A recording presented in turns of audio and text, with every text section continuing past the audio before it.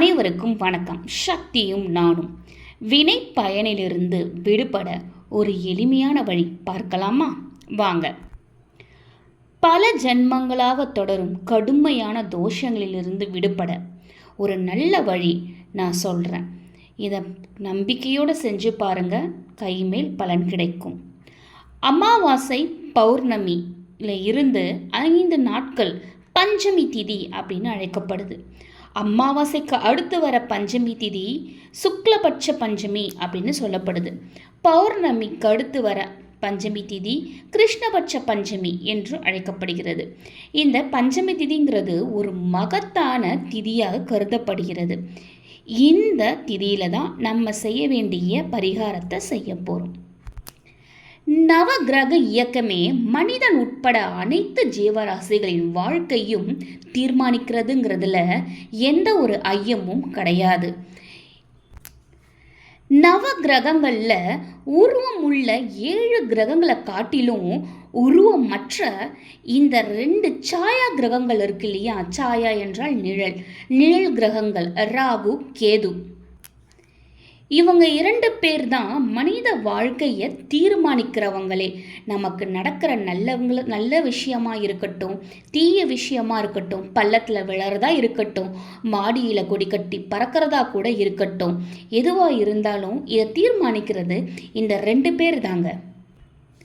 அதுக்கு தான் சொல்லுவாங்க, ஆண்டியை அரசனாக்குறதுக்கு வல்லமை பெற்றது ராகு பகவான், அரசனை ஞானியாகவும் ஆக்குவதற்கு வல்லமை பெற்றது கேது பகவான். இந்த 2 பேருக்குமே இந்த வல்லமை உள்ளதுங்கிறது எந்த ஐயமும் இல்லைங்க. சரி, என்ன பண்ணணும்னு சொல்கிற வாங்க. மீள முடியாத வினை பயனில் இருந்து விடுபடுறதுக்கு சர்ப்ப வழிபாட்டையும் கருட வழிபாட்டையும் ஜோதிட முன்னோடிகள் வலியுறுத்துறாங்க. சர்பதோஷத்தால் ஏற்படுற இன்னல்களை நீக்கும் வலிமை கருட பகவானுக்கு மட்டுமே உண்டுங்க. பல ஜென்மங்களாக தொடர்ந்து வரும் கடுமையான தோஷத்திலிருந்து விடுபடுறதுக்கு உகந்த வழிபாடு இதுதாங்க. நாக சதுர்த்தி பூஜை, கருட பஞ்சமி பூஜை அப்போதான் செய்யணும்னு கிடையாதுங்க. எப்போ வேணும்னு செய்யலாம். என்னைக்கு செய்யலாங்கிறத சொல்கிறேன் வாங்க. சாதாரணமாக நாகதோஷம் யாருக்கெல்லாம் இருக்கோ அவங்க கண்ணில் அடிக்கடி இந்த பாம்பு தென்பட்டுக்கிட்டே இருக்குங்க. இந்த கருட பகவானையும் இப்போ நான் சொல்கிற இந்த பரிகாரத்தை செய்கிறது மூலயமா கணவன் மனைவி ஒற்றுமை அதிகரிக்குங்க. குடும்ப முன்னேற்றத்தை கண்கூட பார்க்கலாங்க.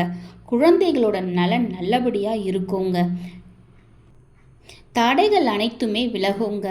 நல்லபடியான ஒரு சரியான வழிபாதை உங்களுக்கு அமைச்சு தருவாங்க இந்த ராகு பகவானும் கேது பகவானும்.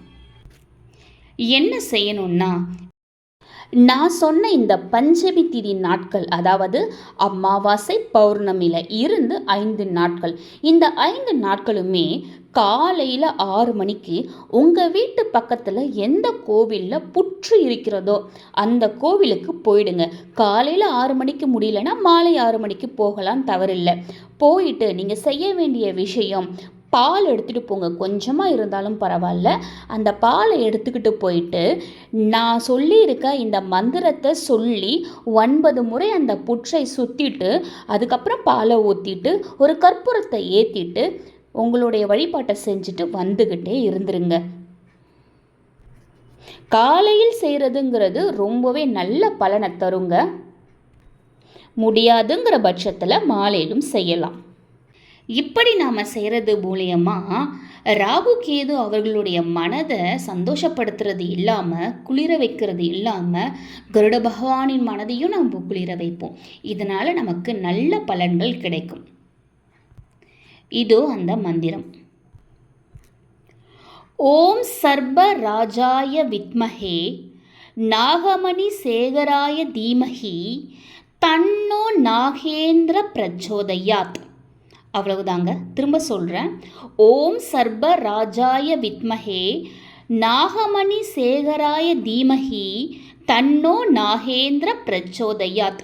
இந்த மந்திரத்தை 9 முறை சொல்லிட்டு 9 முறை கோவிலை, அதாவது அந்த புற்றை சுற்றிட்டு சுற்றினதுக்கு அப்புறமா பாலை ஊற்றிட்டு ஒரு கற்பூரத்தை ஏற்றிட்டு வந்துடுங்க.